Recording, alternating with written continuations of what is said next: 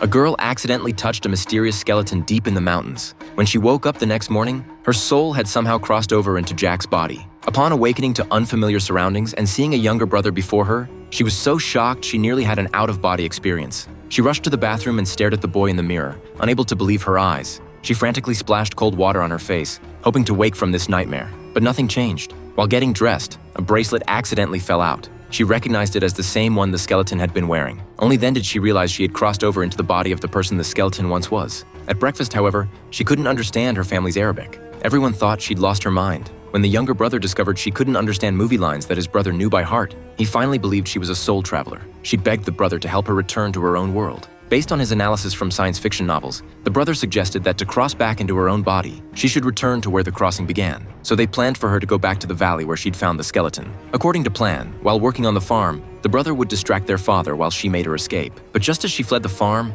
owner's son spotted her. After a long and arduous journey, she finally hitched a ride. While lost in thoughts about her own body in the car, she suddenly noticed the scenery outside looked increasingly wrong. Seeing a Terminator poster at a movie theater entrance, she realized this was 1991. Girls on the street were still listening to Michael Jackson's hits on cassette players. She wanted to call her best friend for help, but suddenly realized she hadn't even been born yet. Just as she stood dazed in the phone booth, a woman who appeared out of nowhere took her away. She wanted the woman to take her to the valley, but was flatly refused. It turned out the woman had come to audition for Jack's band, but when they reached their destination, she was stunned. This was her own home from 30 years ago. She excitedly called out to her grandparents. But the two elderly people looked puzzled. It turned out Jack's band members were actually her own parents. When she claimed to be their daughter, her parents thought she was drunk. The audition was ruined within just 1 minute because of her. Despite her mother's repeated pleas, they couldn't salvage the opportunity. Her father dragged her back home. Her father said the farm owner's son had reported her for skipping work. She had almost cost him his job and left the whole family homeless. She began to blame herself, wondering if she had ruined Jack's life.